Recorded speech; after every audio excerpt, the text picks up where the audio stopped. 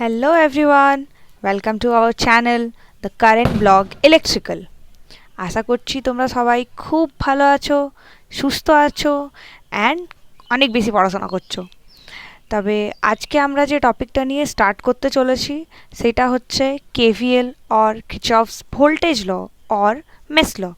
তবে এই লটা মেইনলি ইউজ করা হয় কোনো একটা কন্ডাক্টরের মধ্যে কোনো একটা লুপে কত কারেন্ট ফ্লো করছে সেটা ক্যালকুলেট করার জন্য। তবে এই লটা কি, এই লটার কীরকম করে এই লটাকে আমরা ইমপ্লিমেন্ট করব কোনো একটা লুপে, আর কি করে এটাকে সলভ করব for calculating current in the for finding current in the various conductor, সেইটাকে দেখে নেওয়ার আগে আমরা ফার্স্টে যেটা দেখব সেটা হচ্ছে লটা কি। তবে লটা দেখার জন্য আমরা ফার্স্ট অফ অল দেখে নিই কি কিরচফ অ্যাকচুয়ালি ভোল্টেজ ল কী দিয়েছিলেন। তবে কিরচফ যে লটা দিয়েছিলেন তার according the algebraic some of the products of conduct currents and resistance in each of the conductor in any closed path or mesh in a network plus the algebraic sum of the EMFs in that path is 0. That is summation of IR plus summation of EMF equals to 0 around a mesh. তবে ultimately এই লয়ের হিসাবে বলা হয় যে যদি কোনো একটা লুপের মধ্যে বা কোনো একটা ক্লোজড পাথের মধ্যে আর কোনো একটা মেসের মধ্যে যদি কারেন্ট ফ্লো করছে কিছুগুলো রেজিস্ট্যান্সের মধ্যে, তবে তাদের রেজিস্ট্যান্সের মধ্যে যে ভোল্টেজ ড্রপ হচ্ছে তার সামেশন প্লাস তার সেই লুপের মধ্যে যে ভোল্টেজগুলো প্রেজেন্ট আছে সেই ইএমএফগুলোর summation should be equal to 0। তবে এই জিনিসটা অ্যাকচুয়ালি যদি বোঝাতে চাই তবে ধরো এই রকমের একটা লুপ আছে, এই লুপের মধ্যে দেখতে পাচ্ছ R1 R2 R3 R4 এই চারটে রেজিস্ট্যান্স আছে অ্যান্ড দুটো ইএমএফ আছে, that is E1 and E2। তবে এই লুপের মধ্যে এই দুটো ভোল্টেজ প্রেজেন্ট থাকার জন্য একটা কারেন্ট ফ্লো করছে, দ্যাট ইজ I। তবে এই লুপের মধ্যে যে summation of IR drop and the summation of EM should be equal to 0। এইটাই কিন্তু এই লটার বেসিক কি, যদি কোনো একটা লুপের মধ্যে কারেন্ট ফ্লো করছে তবে রেজিস্ট্যান্সের মধ্যে যে ড্রপটা হচ্ছে তার সামেশন অ্যান্ড যে ভোল্টেজ প্রেজেন্ট আছে তাদের summation should be equal to 0। তবে এই লুপটা দিয়ে পরে যে আমরা ম্যাথ সলভ করব, যে নেটওয়ার্ক সলভ করব, তার জন্য আমাকে কিছুগুলো অ্যাজাম্পশন করে নিতে হয় প্রথমে। তবে অ্যাজাম্পশন কিন্তু আমি যেটা পার্সোনালি ইউজ করি সেটা কিন্তু দুটো অ্যাজাম্পশন। ফার্স্ট, সাইন অফ ব্যাটারির সাইনের হিসাবে একটা অ্যাজাম্পশন আমি ইউজ করি সলভ করার টাইমে, আর একটা হচ্ছে আইআর ড্রপের অ্যাজাম্পশন। তবে ব্যাটারির অ্যাজাম্পশন ফার্স্ট অফ অল দেখে নিই। For my type of solving of loop, মানে আমি যেরকমভাবে লুপটাকে সলভ করি সেইটার মধ্যে আমরা কি করি, যদি কোনো একটা ব্যাটারির মধ্যে কারেন্টের ডাইরেকশন এই রকম, মানে কারেন্টটা যদি নেগেটিভ টার্মিনাল থেকে পজিটিভ টার্মিনালের দিকে যাচ্ছে, তবে সেই ভোল্টেজকে বা সেই ব্যাটারিকে আমরা কনসিডার করি পজিটিভ ব্যাটারি হিসাবে। মানে এটাকে তোমরা মনে রাখার জন্য বলতে পারো কি, যদি ক্লাসে তুমি আগে বছর নাম্বার পেয়েছিলে 5 অ্যান্ড এই বছর নাম্বার পেয়েছো 10, তবে তার মানে তোমার নাম্বারের মধ্যে কি হয়েছে, রাইজ হয়েছে।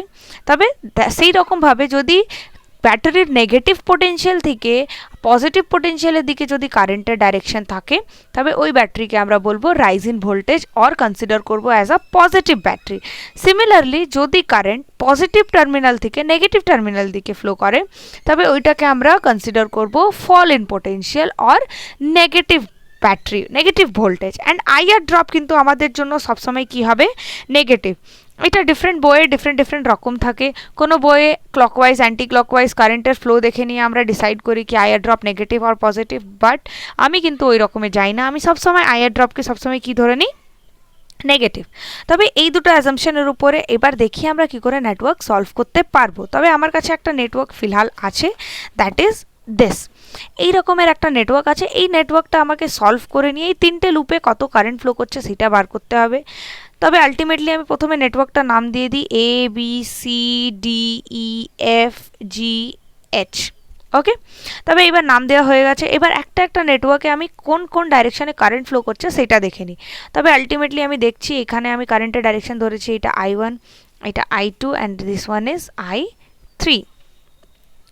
নাও এরপরে আমি একটা লুপে যে কারেন্ট ডিটারমাইন করেছি, মানে যেটা অ্যাজাম্পশন করেছি সেটা আমাকে এখানে কি করতে হবে, ডিফাইন করে নিতে হবে।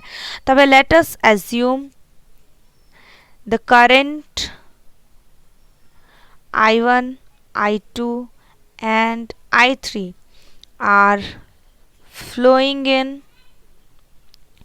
loop A, B, G, H, A, comma B, C, F, G, B, comma C, D, E, F, C in the shown direction respectively. এবার একটা একটা লুপকে কনসিডার করব অ্যান্ড এই পুরো নেটওয়ার্কটাকে সলভ করব। তবে ফার্স্টে চলে আসি from loop A B G H A. তবে loop A B G H A থেকে loop A B G H A থেকে আমরা যদি যাই তবে অ্যাজাম্পশনসে আমরা দুটো অ্যাজাম্পশন ধরেছি, একটা ব্যাটারির জন্য একটা আইআর ড্রপের জন্য।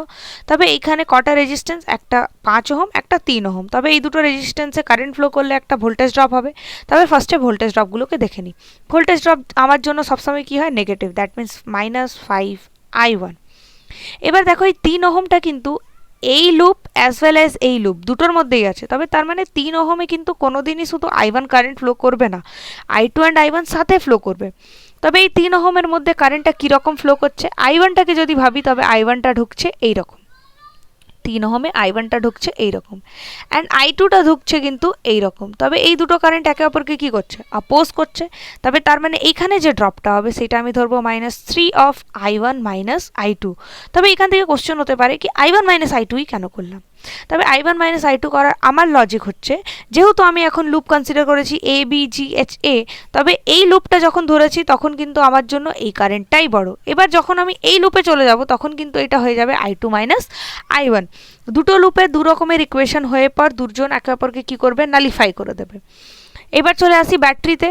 ব্যাটারিতে যখন I1 কারেন্ট ফ্লো করছে তবে এই 5 ভোল্টের অ্যাক্রসে দেখো পজিটিভ টার্মিনাল থেকে নেগেটিভ টার্মিনালের দিকে ব্যাটারি যাচ্ছে। তার মানে আমার এই ব্যাটারিটা কি কনসিডার করা হবে, -5। আর 20 ভোল্টের ক্ষেত্রে নেগেটিভ টার্মিনাল থেকে পজিটিভ টার্মিনালের দিকে যাচ্ছে, তবে ওই ব্যাটারিটা কনসিডার করা হবে +20 সমান 0। তবে আমার ইকুয়েশন রেডি। তবে এই ইকুয়েশনটাকে এবার সলভ করি। সলভ করলে পাবো -8I1 +3I2 সমান -15। তবে ইকুয়েশনটাকে সলভ করলে আমি পাবো 8I1 -3I2 সমান 15।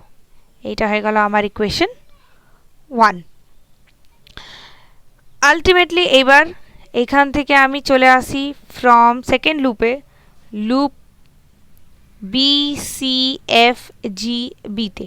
তবে বি সি এফ জি বিতে যদি আসি তবে লুপটা হবে আমার এইটার জন্য বি সি এফ জি বির জন্য।